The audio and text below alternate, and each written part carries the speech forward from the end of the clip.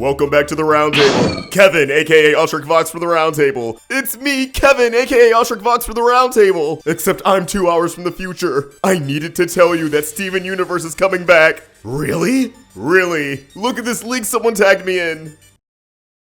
Dog, isn't today April Fool's? The animation landscape has changed a lot over the last few years. We went from shows running all year long with breaks sprinkled in, to an entire season dropping over a few weeks. As a result, the fan culture surrounding these shows has changed as well. And one thing we're seeing less of as a result is the art of fake leaks. The jump scares of checking social media only to be greeted with what seems like a major moment in your favorite animated series. But upon further inspection, that motherfucker back there is not real! I recently saw a post in r/cartoons talking about these things, but as someone who was there for a lot of these shenanigans, I had to throw my hat into the ring and take a stroll down memory lane. From Avatar to Steven Universe to Gravity Falls, this is a look at the world of fake cartoon leaks. Also, with a lot of these fake leaks being close to, if not over a decade old, it's a little tough to find who drew all of these, especially since some of these were meant to be anonymous, or were just stolen. That being said, if any of you recognize uncredited artists, please help me out in the comments so I can try to include everyone in the description. The Legend of Korra was the first animated series I remember seeing fake leaks for back in the day, which makes perfect sense. This was the era where fan culture started feeling more ambitious, and Tumblr was really starting to take off as the hub for fandoms, which means you were getting fan art, fan theories, and shitpost all in the same place. So it was inevitable that people would combine all three together with fake leaks. The most notable with Korra being Aang is Amon. Over 13 years later, and I still remember getting chills seeing this for the first time. That was until I thought about it for more than 5 seconds and realized, that makes no goddamn sense. Amon's identity was the big mystery throughout book 1 of Korra. Who was this man, and how was he able to remove everyone's bending?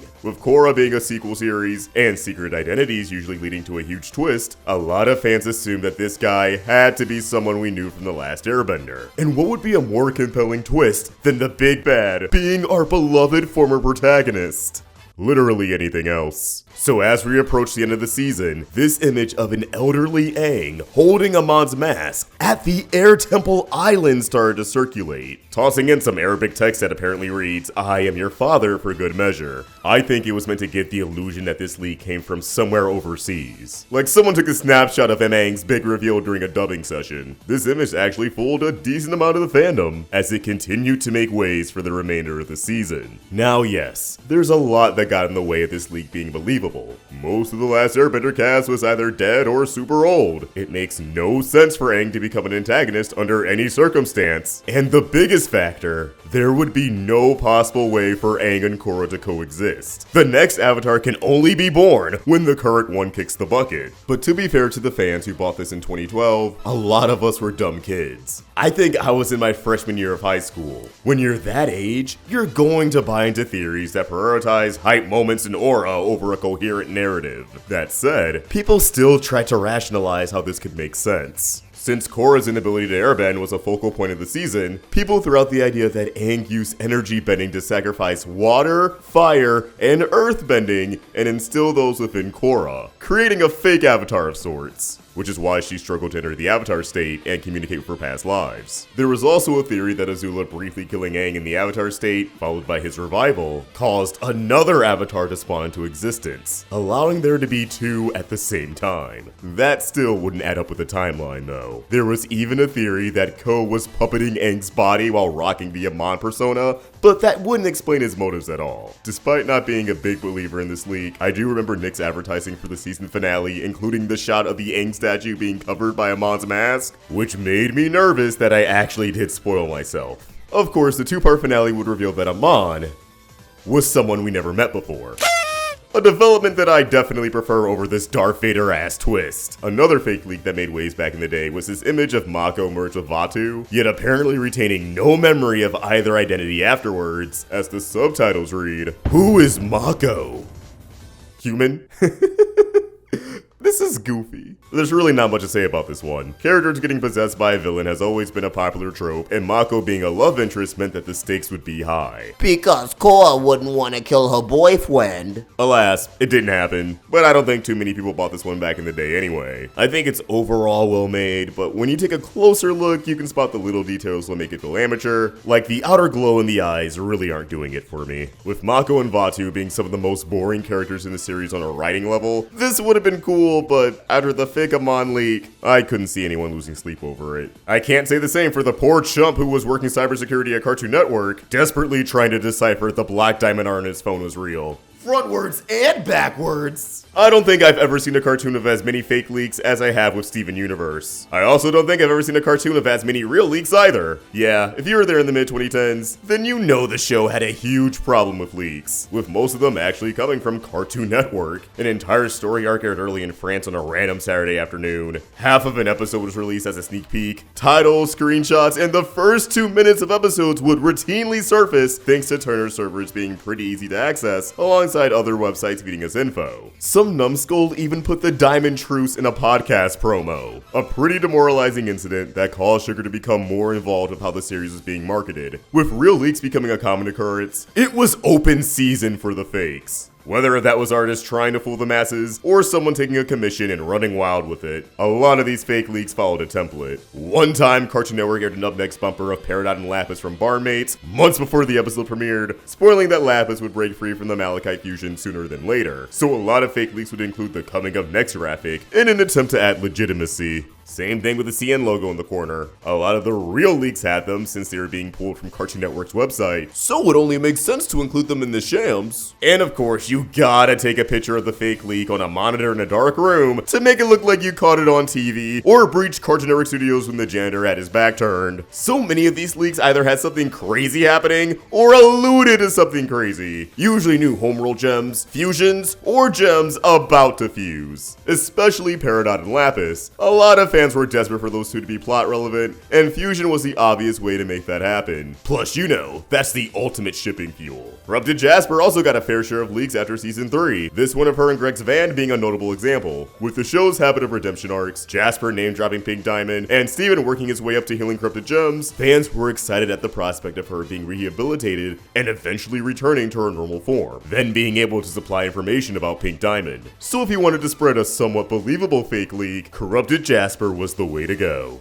After all, there's no way they'd bench her until the epilogue series, right? There were also plenty of fake pink and white diamond leaks, the most infamous being these two that I believe were done by an artist named Cat Slice. Honestly, I think most of the diamond leaks were just people taking a crack at their designs. Some next level speculation at what they'd look like. The problem is, and this goes for most of the fake leaks, people were focusing on the rule of cool more than drawing something that fit the tone of the show. Pink Diamond was a goober, and a fair amount of homeworld gems ended up following a specific theme, or were just kinda simple and goofy, instead of the complex designs found in a lot of fan art. But just like with Avatar, it makes sense. A lot of fans were roped in by the mysterious cool lore, so that's exactly what they drew. I still find the fan designs for White Diamond pretty interesting, as they weren't far off from the real deal. They just honed in on aspects that made White appear as powerful and menacing, whereas her canon look is more creepy and unsettling, sporting simple features other gems lack, like nails and her giant heels. She was more human than alien, which I don't think is something many fans could have predicted. Fake leaks started to die down around the time Diamond Days was airing, as all the diamonds were revealed and the story was heading into the endgame. Yet I noticed a lot of Roundtable thumbnails I would commission started getting passed off as fake leaks.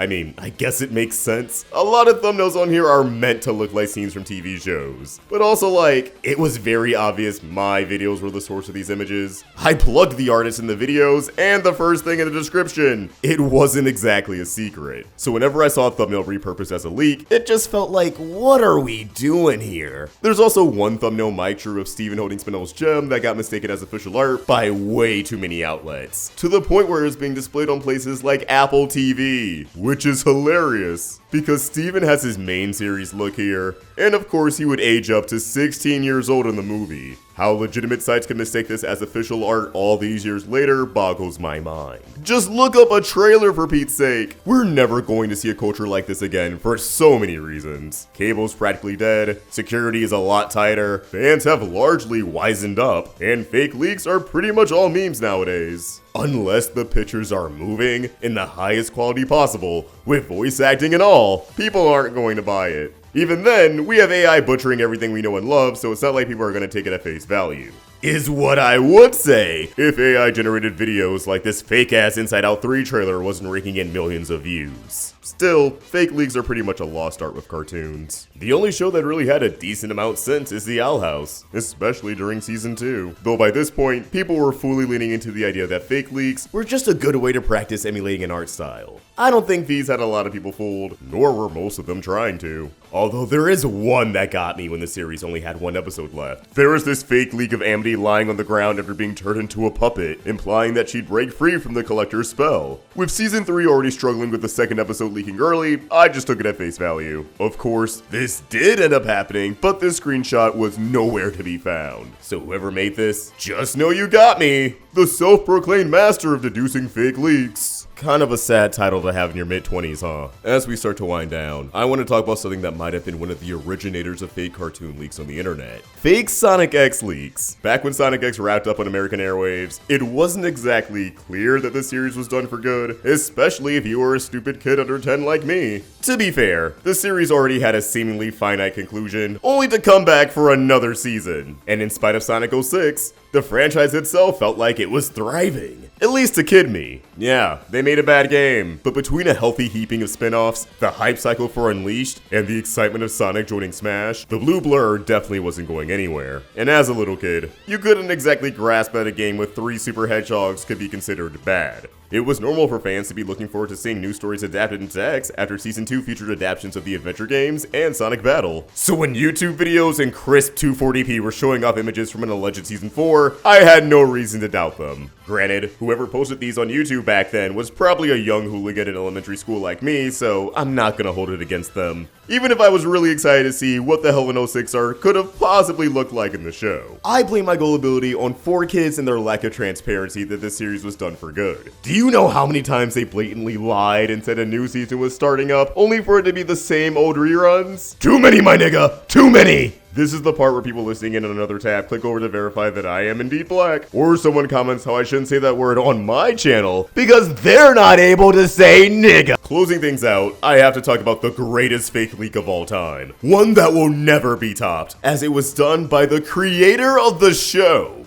the McGucket Hoax. Gravity Falls rightfully holds the crown when it comes to mystery cartoons. The engagement this show had with its audience was on another level. Hidden codes, backwards messages, cryptograms, a stand pines for mayor Twitter that only followed Trump, you name it. Unfortunately, when you cultivate a fanbase full of Freds and Velmas, you're going to have a tough time hiding secrets from them. Gravity Falls fans caught on to Stan having a twin brother before we were even done with the first season. That big reveal we were spending 3/4 of the series building up to, cracked before the scripts even written. Now Hirsch was not gonna let that shit slide. If retaining the element of surprise means gaslighting the masses, then so be it. In April of 2013, this man went to 4chan, the online equivalent of your weird uncle's basement, and posted a fake leak of McGucket writing the journals. Seriously, don't look at this if you don't want spoilers, but I took a tour of Disney, and I got this picture of the editing office, and I got a few pictures from season 2 episodes. This one is probably the most interesting. Again,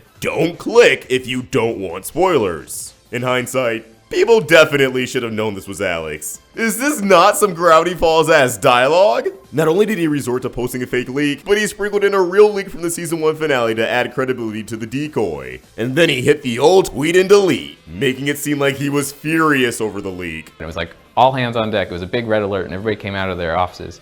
And he's like, okay, here's what we need to do. We need to figure out a counter narrative and we have to get it out there and we're gonna leak it. We're gonna pretend like it was somebody who's just walking through the halls. And so he had Joe Pitt draw up a picture of Old Man McGucket with 6 fingers on his hands. Phil Rinda had designed McGucket with a cast on, and that was always kind of a question. It's like, where did he get the cast? What's that story? You know, how did he break his arm? And I think he let it sit there for maybe an hour or 2, or maybe a day, I don't know. Took it down, and really buried it, but it got spread throughout the internet, and all of a sudden the internet now believes that. They were like, okay, thank God. Now they believe it's McGucket. Okay, they're off the scent. It really is genius because he went through this leak at the expense of making his storytelling skills look mid. Because McGucket was such an obvious fake out. The show already wanted you to suspect him as the author, who's lost his mind due to old age. His bandages covering up his hand, making it seem like he might have had 6 fingers. And he's already a genius inventor who went crazy. This man made a robo-gobblewonker. Is adding a Pokédex to his resume that far-fetched? Of course, the truth started to trickle out after Society of the Blind Eye aired, and McGucket was officially dismissed as an author candidate. Hirsch came clean shortly after, revealing how the sausage was made, and this fake leak will be forever regarded as a legendary stunt. But with all this said, I want to know what you guys think about fake cartoon leaks. If there are any crazy ones you remember seeing back in the day, sound off in the comments. And if you enjoyed this video, please throw it a like and subscribe to the channel for more cartoon content. Thanks for watching, and I'll catch y'all later. Peace!